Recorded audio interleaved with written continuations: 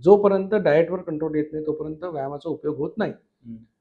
लाईफस्टाईलमध्ये जेवणाचा रोल हा 80% आहे, व्यायामाचा रोल हा 20%. त्यामुळे वजन वाढतं, भातामुळे वेगवेगळे आजार होतात असं आहे.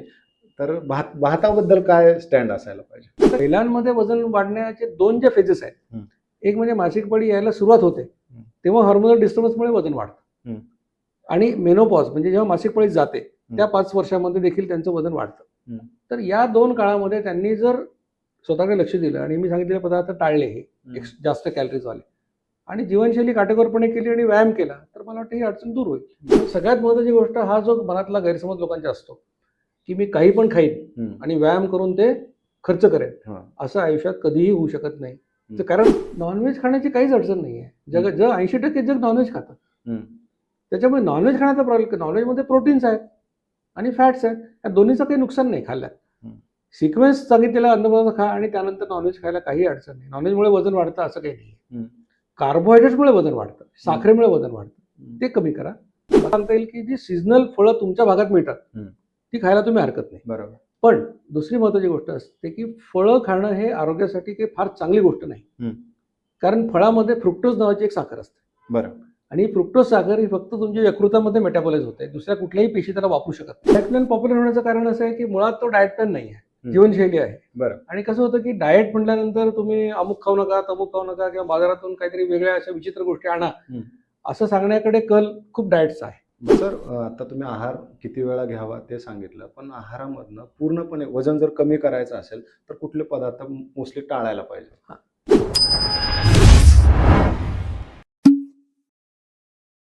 नमस्कार, मी दीपक पाठक आणि तुम्ही पाहत आहात आझाद मराठी. वाढतं वजन हा आज एक म्हणजे आजच्या काळामध्ये खूप मोठी समस्या म्हणून समोर येत आहे. वाढत्या वजनामुळं खूप सगळे आजार होत आहेत असं देखील समोर येत आहे, आणि मग यातूनच अनेक लोक डाएटकडे वळतात. वजन कमी करण्याच्या उद्देशानं अनेक जण वेगवेगळे डाएट प्लॅन फॉलो करतात. मात्र महाराष्ट्रच नाही तर सगळ्या देशभरामध्ये ज्यांचा डाएट प्लॅन अतिशय चर्चेत आहे त्या डॉक्टर जगन्नाथ दीक्षित यांच्याशी आज आपण चर्चा करणार आहोत, आणि डाएट हा एक सेंट्रिक विषय घेऊनच आपण आज त्यांच्याशी बोलणार आहोत. डॉक्टर नमस्कार. नमस्कार, स्वागत आहे तुमचं. तुमचा डाएट प्लॅन खूप पॉप्युलर झालाय, काय कारण आहे त्याच्यामध्ये? डाएट प्लॅन पॉप्युलर होण्याचं कारण असं आहे की मुळात तो डाएट प्लॅन नाही आहे, जीवनशैली आहे. बरं. आणि कसं होतं की डाएट म्हटल्यानंतर तुम्ही अमुक खाऊ नका, तमुक खाऊ नका, किंवा बाजारातून काहीतरी वेगळ्या अशा विचित्र गोष्टी आणा, असं सांगण्याकडे कल खूप डाएटचा आहे. बरं. त्यामुळे माझं जे काही मी सांगतोय ते साधं सोपं आहे. वेगळं काही तुम्हाला बाजारातून आणायची गरज नाहीये, मशीन आणायची गरज नाही, स्वतःचा आरामात आनंदाने करण्यासारखं आहे. म्हणून मला असं वाटतं की ही जीवनशैली जास्त लोकप्रिय झाली असं मला वाटतं. बरं, तुमचा जो डाएट प्लॅन आहे तो नेमका काय आहे? आता डाएट प्लॅन साधा सोपा असा आहे की याच्यामध्ये तत्व असं आहे की तुमच्या शरीरामध्ये इन्शुलिन नावाचं हार्मोनचं प्रमाण जर वाढलं तर तुम्ही लठ्ठ होता. बरोबर. तुमच्या पोटात चरबी डिपॉझिट होते. आता हे तुम्ही दरवेळेला खाल्ल्यानंतर इन्शुलिन तयार करता दरवेळेला, आणि मग जितक्या जास्त वेळा खाल तेवढ्या जास्त वेळा इन्शुलिन तयार होतं, मग इन्शुलिनची लेवल वाढते. इन्शुलिनची लेवल वाढली की तुम्ही लठ्ठ होता. मग आता इन्शुलिनची लेवल कमी करायची तर काय करायचं? मग कमी वेळा खायचं. आणि कमी वेळा म्हणजे किती? तर या जीवनशैलीत मी सल्ला दिलेला आहे की कडक भुकेच्या 2 वेळा ओळखा, 2 वेळा जेवा, पहिला सल्ला. दुसरा सल्ला असा आहे की इन्शुलिन निर्मितीचं चक्र हे 55 मिनिटाचं असल्यामुळे 55 मिनिटाच्या आत जेवण संपवा. म्हणजे 55 मिनिटं जेवा असं नाही सांगितलेलं. ओके. 20-25 मिनिटात संपलं तरी चालेल, पण जास्तीत जास्त वेळ 55 मिनिटं. तिसरा सल्ला दिला आहे की जेवणामधलं तुमचं कार्बोहायड्रेटचं प्रमाण कमी करा आणि प्रोटीनचं वाढवा. त्यासाठी एक खाण्याचा सिक्वेन्स मी दिला, तो तुम्हाला मी नंतर सांगेन. ते केलं की आपोआपच कार्बोहायड्रेट कमी होतात, प्रोटीन्स वाढतात. आणि चौथा महत्त्वाचा सल्ला असा आहे जो भारतीय आपल्या सगळ्या समाजासाठी महत्त्वाचा, की डायबिटीज नसेल तरी सुद्धा गोड जेवढं कमी खाल तेवढं आरोग्यासाठी चांगलं आहे. म्हणजे साखर, गूळ, मध, शुगर फ्री आरोग्यासाठी वाईट आहे. तर हे आहाराचे 4 सल्ले आहेत. आणि याच्याबरोबर व्यायामाचा एक सल्ला असा आहे की 4.5 किलोमीटर चाला, किंवा 12 ते 15 किलोमीटर सायकल चालवा, किंवा 45 सूर्यनमस्कार करा. ही अशी जीवनशैली आहे, साधी सोपी. आता या जीवनशैलीमध्ये खायचं काय? ते खाण्याचा मी सोपा एक फॉर्म्युला केला आहे लोकांसाठी, की लोकांना हा विचार करत बसायला लागू नये किंवा प्रोटीन, कार्बोहायड्रेट, फायबर, विटॅमिन्स. साधं सोपं सांगितलेलं की जेवणाच्या सुरुवातीला 4 बदाम, 4 अक्रोड रात्री भिजवून ठेवा, किंवा मुठभर शेंगदाणे भिजवून ठेवा आणि ते सुरुवातीला खा. त्यानंतर वाटीभर सॅलड खा. वाटीभरचा अर्थ काय? एक काकडी टोमॅटो चिरल्यावर जेवढा आयबस तयार होतो तेवढं सॅलड खा. त्याच्यामध्ये तुम्हाला काय हवं ते खाता येईल. फक्त डायबिटिक असाल तर गाजर आणि बीट खाऊ नका, त्यांनी शुगर वाढते. त्याच्यानंतर तेवढीच वाटी मोड आलेलं कडधान्य किंवा 2 उकडलेली अंडी खा.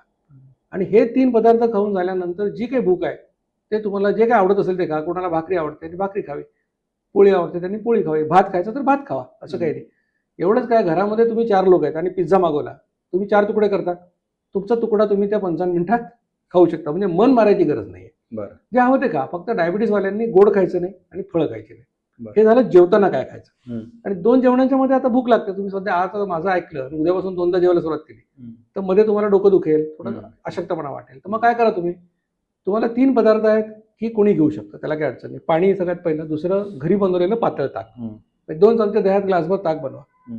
किंवा तुम्हाला आवडत असेल तर कुठलाही फ्लेवर नसलेला काळा चहा, ग्रीन टी किंवा ब्लॅक कॉफी, हं. हे तिन्ही पदार्थ चालतील. त्यात गूळ, साखर, मध, शुगर फ्री टाकू नका. दिवसभरात किती वेळा किती प्रमाणात दिलं तरी चालेल. बरं. तर अशा पद्धतीने तुम्ही जर केलं तर ही लाईफस्टाईल तुम्हाला, त्याच्यामुळे तुमचं वजन 6 महिन्याला 6.5-7 किलो कमी होईल, तुमचं पोटाचा घेर 1.5 इंच कमी होईल, तुमचं HbA1c कमी होईल, हं. तुमचं फास्टिंग इन्शुलिन कमी होईल. या बरं. 4 गोष्टी घडतात.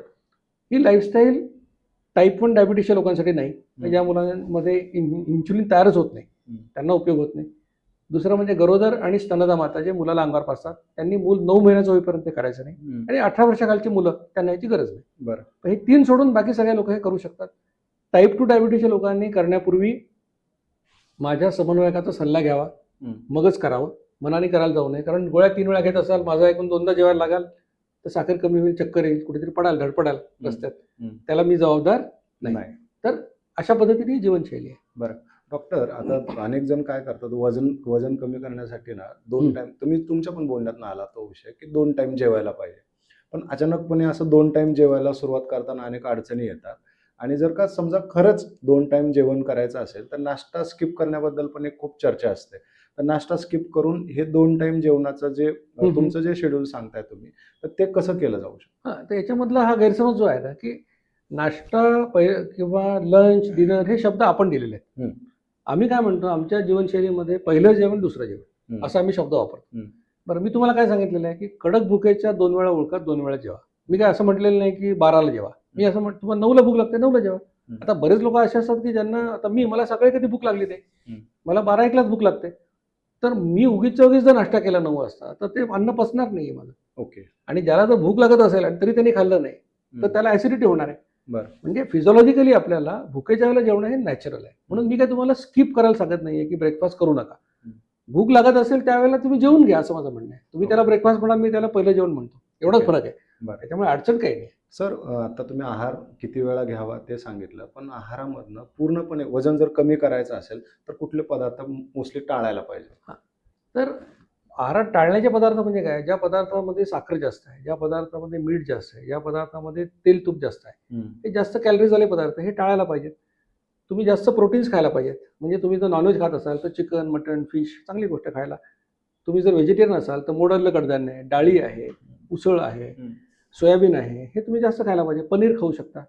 म्हणजे ज्या पदार्थामध्ये कॅलरीज जास्त आहेत अनावश्यक, ते तुम्ही खाऊ नका. विशेषतः साखर तुम्ही जर बंद केली, हं.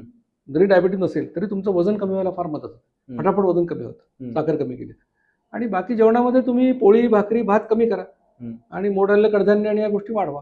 बरं. म्हणजे मी जो सिक्वेन्स सांगितलाय तो जर तुम्ही फॉलो केला तर तुम्हाला फार विचार करायची गरज नाही. बरं. चला आपण. भाताबद्दल एक खूप चर्चा असते सर. बरोबर आहे. डॉक्टर, भातामुळे वजन वाढतं, भातामुळे वेगवेगळे आजार होतात, असं आहे. तर भाताबद्दल काय स्टँड असायला पाहिजे? आता कसं आहे माहिती का, की तुम्ही जर केरळमध्ये गेलात हं. तर लोक तांदूळच खातात, भातच खातात. बरोबर. कोकणात तुम्ही गेलात, लोक काय खातात? भातच खातात. भातच. कोकणातले लोक किती सडसडीत आहेत. बरोबर. कोकणातले लठ्ठ लोक तुम्हाला शोधून सापडायला लागतील. हं. त्यामुळे भात खाता की गहू खाता याला महत्व नाही. हं.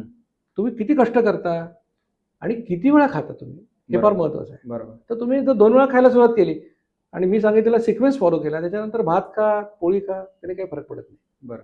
तेवढाच फायदा होईल. जेवणाच्या वेळांबद्दल एक खूप चर्चा असते, की 8च्या आतमध्ये जेवा, बरोबर. 1च्या आतमध्ये जेवा. तर तुमचा काय सल्ला असेल, की कसं जेवणाची आहे? आदर्श वेळ काय आहे? कसं आहे माहिती का, की आपला जो दिनक्रम असतो हं. तर हा सूर्याप्रमाणे चालतो. बरोबर. म्हणजे त्यामुळे सूर्य डोक्यावर आला की आपल्याला भूक लागते. हं. सूर्यास्ताला गेल्यानंतर आपलं मेटाबॉलिझम हळूहळू कमी व्हायला लागतं, हं. संथ व्हायला लागतं. हं. त्यामुळे जर तुम्हाला शक्य असेल, हं. पण हे कोणासाठी, की जे लोक सूर्योदयाच्या आधी उठतात, हं. त्यांना बरोबर 11-11:30ला भूक लागेल हं. आणि सूर्यास्ताच्या वेळेला भूक लागेल, 2 वेळा जेवतील, शांत होतील. बरोबर. आता आमची लाईफस्टाईल काय आहे, की आम्ही उठणार सकाळी 11 वाजता. हं. मग आम्हाला कुठली भूक लागणार? बरोबर. आम्हाला 2 वाजता भूक लागणार. मग 2ला जेवल्यानंतर मग आम्ही म्हटलं 7च्या आधी कसं जेवणार आम्ही? हं. आम्ही 9ला जेवणार. बरोबर. त्यामुळे हे आदर्श आहे. असं होऊ शकतं तर फार चांगलं आहे की सूर्यास्तापूर्वी तुमचं दुसरं जेवण झालं तर फार चांगली गोष्ट आहे. फळं पण खूप लोक खात असतात. तर फळांबद्दल पण खूप गैरसमज आहेत बरोबर लोकांमध्ये, आहे, बरोबर आहे. की कुठली फळं खावी, कुठली नाही खावी. तर त्याबद्दल काय सांगाल? हां, तर फळं कुठली खावी, कुठली खाऊ नये याबद्दल एक तर सरसकट सांगता येईल की जी सीझनल फळं तुमच्या भागात मिळतात, हं. ती खायला तुम्ही हरकत नाही. बरोबर. पण दुसरी महत्त्वाची गोष्ट असते की फळं खाणं हे आरोग्यासाठी काही फार चांगली गोष्ट नाही. हं. कारण फळामध्ये फ्रुक्टोज नावाची एक साखर असते बरं. आणि फ्रुक्टोज साखर ही फक्त तुमच्या यकृतामध्ये मेटाबॉलाइज होते. दुसऱ्या कुठल्याही पेशी त्याला वापरू शकत नाही. ओके. त्यामुळे जसं अल्कोहोल असतं, हं. ते यकृतामध्येच डायजेस्ट होतं किंवा मेटाबॉलाइज होतं. हं. त्यामुळे काय होतं की यकृताच्या पेशींना डबल काम करायला लागतं. त्या फ्रुक्टोजचं रूपांतर ग्लुकोजमध्ये करायला लागतं किंवा ट्रायग्लिसराईडमध्ये करायला लागतं. हं. त्यामुळे इन्शुलिन रेझिस्टन्स वाढतो आणि डायबिटीस खराब होतो. बरं. त्यामुळे फळं खाणं, अतिरेक करणं बरोबर नाहीये. निरोगी माणसाने सीझनल फ्रूट एखाद 2 खायला हरकत नाही. पण जेवणाच्या सुरुवातीला खावे. पण सर अनेक जण आता आम्ही बघत असतो सेलिब्रिटी जे आहेत, तर ते काय करतात, की जे आपलं जेवण आहे, ते जेवण स्किप करतात आणि फक्त फळांवर राहतात असं आता दाखवतात. माझं म्हणणं कसं आहे की ते काय दाखवतात हं. आणि प्रत्यक्षात ते काय आहे, हं. याच्याविषयी आपल्याला काही माहिती नाही. बरं. मी तुम्हाला काय सांगतोय की ही जी सायंटिफिक गोष्ट आहे किंवा हं. फ्रुक्टोज साखर वाईट असते हं. आणि फ्रुक्टोज साखर वाईट असल्यामुळे त्याचे त्रास होतात. म्हणून निरोगी माणसाने सुद्धा 25 ग्रॅमपर्यंत फ्रुक्टोज त्याला मेटाबॉलाइज करता येते. हं. म्हणजे 1 किंवा 2 सीझनल फ्रूट तुम्ही खाऊ शकता. बरं. पण तुम्ही 2-2 किलो आंबे खाल्ले ते काय आरोग्यासाठी चांगलं नाही, हं. असं सांगतो. सर वजन कमी करण्याच्या किंवा वाढवण्याच्या प्रक्रियेमध्ये व्यायाम हा एक खूप महत्त्वाचा की रोल असतो व्यायामाचा. तर आता जर समजा एखाद्याला वजन कमी करायचं आहे, तर कशा पद्धतीनं व्यायाम केला पाहिजे? आता खूप जण चालण्या, वॉकिंगला बरोबर. प्राधान्य देतात बरोबर. किंवा काही जण जिमला जातात. सगळ्यांना ते शक्य होईल, नाही होईल. कॉमन लोकांनी जर का एखाद्याला वजन कमी करायचं आहे, तर व्यायाम काय करायला पाहिजे? तर सगळ्यात महत्त्वाची गोष्ट हा जो मनातला गैरसमज लोकांचा असतो, की मी काही पण खाईन आणि व्यायाम करून ते खर्च करेन. हां. असं आयुष्यात कधीही होऊ शकत नाही. त्याचं कारण असं आहे, की तुम्ही एक समोसा खाल्ला, समोसा खायला किती वेळ लागतो? 5 मिनिट. 5 मिनिट. त्याच्यात 250 कॅलरीज मिळतात. तेवढ्या कॅलरीज बर्न करण्यासाठी तुम्हाला 3 किलोमीटर चालावं लागतं. बरं. जे चालायला तुम्हाला कदाचित 20-25 मिनिटं लागतील. बरोबर. मग तुम्ही असं म्हणालात किंवा मी खातो आणि व्यायाम करून जिरवतो, हं. तर तुम्हाला 24 तास व्यायाम करावा लागेल. त्यामुळे नुसत्या व्यायामाने कोणाचंही वजन कमी होऊ शकत नाही. जोपर्यंत डाएटवर कंट्रोल येत नाही तोपर्यंत व्यायामाचा उपयोग होत नाही. लाईफस्टाईलमध्ये जेवणाचा रोल हा 80% आहे, व्यायामाचा रोल हा 20%. बरं. व्यायामाचा फायदा होतो. बरं. पण जेवणाकडे लक्ष न देता व्यायाम त्याचा काही उपयोग नाही. बरं. दोन्ही केलं तर तुम्हाला 100% फायदा होतो. पण व्यायाम केला नाही तुम्ही समजा आणि नुसतं डाएट केला तरी 80% फायदा होतो. बरं. माझ्याकडे काही दोन ह्याचे पेशंट आहेत पोलिओचे, की त्यांना चालताच येत नाही. चालताच येत नाही. तरी त्यांचं वर्षभरामध्ये 12-13 किलो वजन कमी झालं. कारण त्यांनी 2 वेळा जेवायला सुरुवात केली, गोड बंद केलं. बरं. तर डाएटचं महत्त्व 80%, 70-80% आणि व्यायामाचं महत्त्व 20-30%. तर सर्वसामान्य लोकांना करण्यासारखा व्यायाम म्हणजे चालणे. त्यासाठी काही बूट काय वेगळे आणायची गरज नाही, काहीच कोणाला जिम लावायची गरज नाही, काही नाही. कोणी करू शकतं. आणि आम्ही 4.5 किलोमीटर सांगतो, तुम्हाला वजन कमी करा, तुम्ही जास्त चाला ना. बरोबर. पण इतकंच चाला की तुम्ही ते कायम करू शकले पाहिजे. म्हणजे आज मी 20 किलोमीटर चालणार आणि मग 4 महिन्यांनी पुन्हा 2 किलोमीटर करणार, असं उपयोग नाही. तर चालणं चांगला व्यायाम आहे. रनिंग करू शकता. आता ज्यांना जिम लावायचं असेल, तर जिम व्यायामाचं म्हणजे मसल ट्रेनिंग करणं पण चांगली गोष्ट आहे. त्याच्यासाठी सोपा उपाय जो आहे भारतीय व्यायामाचा तो म्हणजे जोर बैठका. तुम्ही 25 जोर आणि 50 बैठका रोज मारा. नाहीतर तुम्ही सूर्यनमस्कार करा 50. ते बेस्ट व्यायाम आहे ते. त्याच्यासाठी कुठलंही मशीन लागत नाही, कुठे पैसे खर्च करायची गरज नाही आणि सगळं तुमचे मसल तंदुरुस्त राहतील. फ्लेक्झिबिलिटी वाढेल. म्हणजे व्यायामाचे जे 3 प्रकार असतात, की हृदयाची गती वाढणारे व्यायाम, मसल स्ट्रेंथ होण्याचे व्यायाम आणि फ्लेक्झिबिलिटीचे व्यायाम. हे सूर्यनमस्कारामध्ये तिन्ही गोष्टी होतात. बरोबर. म्हणजे चालणं आणि सूर्यनमस्कार असं कॉम्बिनेशन करा तुम्ही. सर यात पण मॉर्निंग वॉक आणि नाईट वॉक असं 2 प्रकार आहेत आता याच्यामध्ये पण. म्हणजे कसं आहे काही की जण लोक जे रात्री जेवण केल्यानंतर नाईट वॉकला निघतात, काही लोक सकाळी करतात. त्याच्यामध्ये कसं आहे की उपाशी पोटी व्यायाम करावा. ओके. म्हणजे तुमच्या पोटात अन्न नसताना व्यायाम करा. आता ते 2 वेळा असू शकतं. एक तर सकाळी उठल्यावर पोट साफ झाल्यावर किंवा दुपारचं जेवण झाल्यानंतर 4-5 तासांनी सुद्धा पोट रिकामं असतं, करू शकता. पण जेवण झाल्यानंतर व्यायाम म्हणून चालणं म्हणजे 4.5-5 किलोमीटर जोरात चालणं हे काही ॲडवायजेबल नाही. यासाठी की तुम्ही जेव्हा अन्न खाता त्याचं पचन होताना तुमच्या आतड्यांना रक्तपुरवठा वाढला पाहिजे ना. कारण ते अन्न पचन झाल्यानंतर त्याचं ते ॲब्सॉर्प्शन होईल. तुम्ही जर तो सगळा ब्लड सप्लाय तुमच्या स्नायूंकडे घालवला, कारण तुम्ही पळणार म्हणजे स्नायूंकडे जाईल, मग तुमचं पचन नीट होत नाही आणि शोषण नीट होत नाही पोषक घटकांचं. त्यामुळे ते ॲडवायजेबल नाही आहे. जेवल्यानंतर तुम्हाला चालायचं असेल तर शतपावलीसारखं हळूहळू चाला, 500 मीटर काय हरकत नाही. पण व्यायाम म्हणून 4-4.5 किलो पळणं हे काही योग्य नाही. बरोबर. सर, वजन कमी करण्याच्या या सगळ्या प्रक्रियेमध्ये अनेक जण काय करतात, की मग नॉन-व्हेज बंद करा किंवा जे खूप असं हेवी जे पदार्थ आहेत, तर ते हम्म. बंद करायला सांगतात. नॉन-व्हेज खाऊन सुद्धा वजन कमी होऊ शकतं. नॉनव्हेज खाण्याची काहीच अडचण नाही आहे. जग 80% जग नॉनव्हेज खातात. हं, त्याच्यामुळे नॉनव्हेज खाण्याचा प्रॉब्लेम, नॉनव्हेजमध्ये प्रोटीन्स आहेत आणि फॅट्स आहेत. या दोन्हीचं काही नुकसान नाही खाल्ल्यात. हं, सिक्वेन्स सांगितलेला अन्नपदार्थ खा आणि त्यानंतर नॉनव्हेज खायला काही अडचण नाही. नॉनव्हेजमुळे वजन वाढतं असं काही नाही. हं, कार्बोहायड्रेट्समुळे वजन वाढतं, साखरेमुळे वजन वाढतं. हं. ते कमी करा.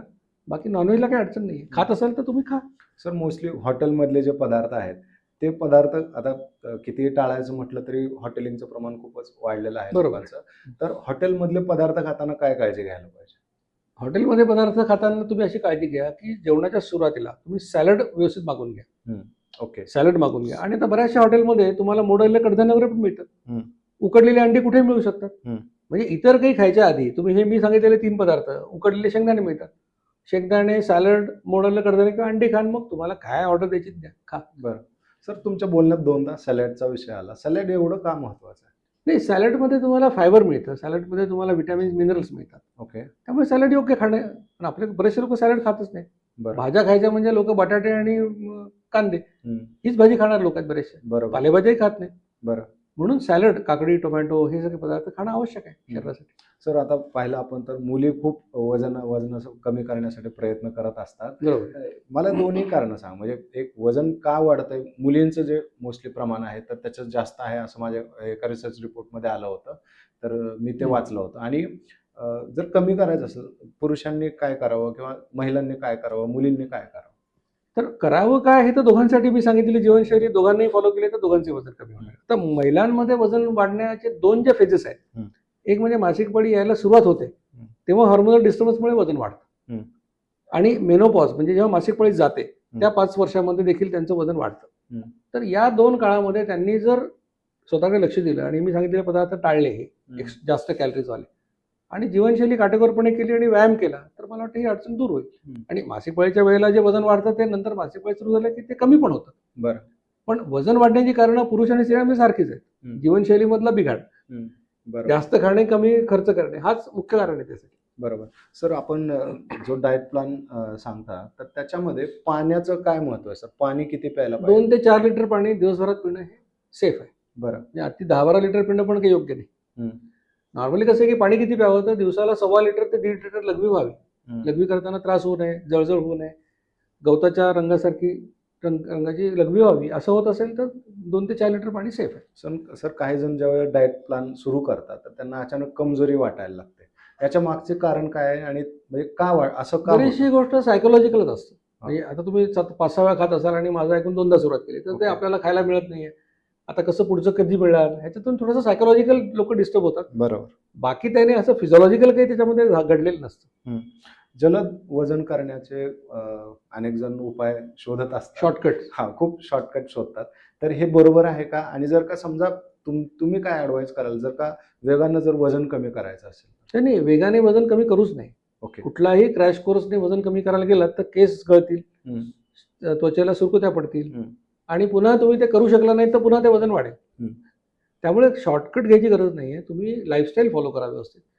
ठीक आहे, तुमचं वजन 2 महिन्यात कमी व्हायच्या ऐवजी 4 महिन्यात कमी होईल. बरं. पण ते हळूहळू कमी व्हायला पाहिजे, सस्टेनेबल राहायला पाहिजे. नाही तर आत्ता कमी झालं 5 किलो आणि पुन्हा 4 महिन्यात 10 किलो वाढलं तर काही उपयोग नाही. तसं करायला नको. शॉर्टकट योग्य नाही. बरं. सर, जगभरामध्ये सध्या लठ्ठपणा एक खूप मोठा विषय आहे.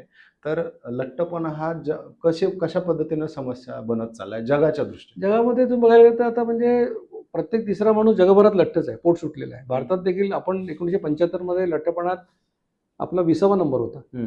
आता आम्ही महिलांमध्ये 3ऱ्या नंबरवर आहे आणि पुरुषांमध्ये 5व्या नंबरवर आहे. एवढी प्रगती आम्ही केली. तर हे जगात सगळीकडे प्रमाण वाढत चाललंय लठ्ठपणाचं. एकीकडे कुपोषित मुलं सुद्धा आहेत, पण लठ्ठपणाचं प्रमाण वाढत चाललंय. याचं कारण हेच की खायला जे मिळते भरपूर ते लोक खात राहतात, विनाकारण लोक खात राहतात आणि हालचाल करत नाही. बरोबर. हे कारण आहे. सर, वजन कमी करणं याच्यामध्ये डाएट हा खूप महत्वाचा रोल बजावतोय. तर डाएट बद्दल अनेक समज गैरसमज, तर तुमच्या दृष्टीने काय आहे? म्हणजे गैरसमज काय आहे? नाही, एक जे मी सांगितलं की मी काही हवं ते खाईन आणि व्यायाम करून ते जाळेन, हे एक गैरसमजच आहे. दुसरं म्हणजे अमुक पदार्थ खाल्ल्याने वजन कमी होतं, की जसं तुम्ही सकाळी उठल्यानंतर लिंबू पाणी त्यात मध घालून प्या, त्यांनी कमी होतं. त्यांनी फक्त लिंबू आणि मध संपतं, वजनाला काय होत नाही. बरं. म्हणजे लोकांना काहीतरी खाऊन वजन कमी करायचे आहे. ओके. तर ते चुकीचं आहे. लाईफस्टाईल केल्याशिवाय तुमचं वजन कमी होणार नाही. लाईफस्टाईल कुठली? कमी खा आणि व्यायाम करत राहा, कमी बरं. वेळा खा. बरं. एवढं केलं तर तुमचा सगळा प्रॉब्लेम सॉल्व्ह होणार आहे. सर, तुम्ही अनेक पॉलिटिशियन्सच्या सोबत अनेक सेलिब्रिटींना पण तुम्ही मार्गदर्शन केलेलं आहे. तुम्ही आम्हाला एखादा अनुभव सांगाल का, की असं तुमच्या सल्ल्यानंतर त्यांना खूप असा इफेक्ट झाला? म्हणजे मला आता मी बऱ्याच लोकांची नावं घेऊ शकणार नाही, कारण त्यांची ती परवानगी असल्याशिवाय. पण राजू शेट्टी तुम्हाला आठवत असतील, त्यांनी स्वतःच एका टीव्ही चॅनलला मुलाखत देताना सांगितलं होतं की माझं 14 किलो काहीतरी वजन कमी झालं. तर त्या लोकांनी विचारलं की वजन कमी होणं, ते म्हणाले की बा राजकीय माझं वजन वाढायला पाहिजे, पण शारीरिक वजन कमी झालं चांगलं, असं त्यांनी ऑफिशियली सांगितलं होतं. ओके. एकदा मला वाटतं की सुप्रिया सुळेंसाठी मी काही व्याख्यानं घेतली. त्यावेळेला त्यांनी असा उल्लेख केला की आमच्या घरात 2 पंक्ती बसतात, दीक्षित पंगत आणि नॉन दीक्षित पंगत. तर दीक्षित पंक्तीच्या लोकांना आम्ही व्यवस्थित वाढतो, कारण ते 2 तास जेवतात. तसे अनेक लोक आहेत. एवढंच काय, मी जेव्हा पार्लमेंटमध्ये व्याख्यान दिलं त्याच्यानंतर डिसेंबर 19ला मी गेलो आणि मे मध्ये दैनिक भास्करला बातमी छापून आली. पत्रकारांनी मोदींना विचारलं की तुमचा डाएट प्लॅन काय? त्या बातमीचं हेडिंग असं होतं की पीएम मोदी का डाएट प्लॅन, दिन में 2 बार भोजन, हर बार 55 मिनिट में पूरा करते हैं खाना.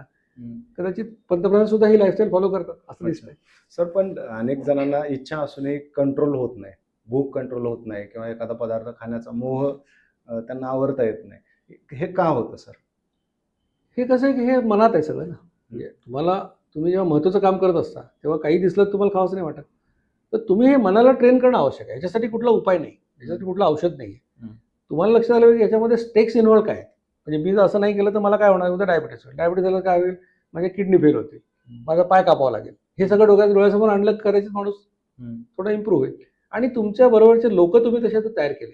म्हणजे एकट्याने केलं तर प्रॉब्लेम येतो. तुम्ही घरात नवरा बायकोनी केलं तर एकमेकाला सपोर्ट राहतो. मित्रमैत्रिणी केलं 4-5 लोकांनी, तर ती शेवटी कसं आहे की एक प्रकारचा सपोर्ट तुम्ही सिस्टम डेव्हलप करायला पाहिजे. तसं केलं तर डाएट प्लॅन किंवा लाईफस्टाईल करणं सोपं जातं, असं माझा अनुभव आहे. सर, डायबिटीसचं प्रमाण खूप वाढत चाललेलं आहे. आता डायबिटीस ज्यांना आहे तर त्यांच्यावरती खाण्यावरती ऑब्वियस मर्यादा येतात. तर हे कसं आपण कंट्रोल करू शकतो, किंवा डाएट त्यांनी कसा करायला पाहिजे? नाही, मी जे लाईफस्टाईलमध्ये सांगितलं की लाईफस्टाईल तीच आहे, फक्त सॅलडमध्ये गाजर बीट खायचं नाही, जेवताना गोड आणि फळं खायची नाही, बाकी सगळं सेमच आहे. Okay, thank you sir. तर हे होते डॉक्टर जगन्नाथ दीक्षित. धन्यवाद. त्यांनी अतिशय सोप्या भाषेमध्ये लोकांना ज्या पद्धतीने डाएट प्लॅन असायला पाहिजे, आदर्श डाएट प्लॅन काय असायला पाहिजे, ते त्यांनी सांगितलंय. आशा आहे सर्व प्रेक्षकांना हा व्हिडिओ उपयोगी ठरेल. हा व्हिडिओ जर तुम्ही फेसबुकवर पाहत असाल तर आम्हाला फॉलो करा. हा व्हिडिओ जर तुम्ही यूट्यूबवर पाहत असाल तर चॅनल सबस्क्राईब करा. तुमचे जर काही प्रश्न असतील तर ते तुम्ही कमेंटमध्ये सांगा, आणि हा व्हिडिओ कसा वाटला तेही तुम्ही सांगा. तर तशी थांबूयात. धन्यवाद.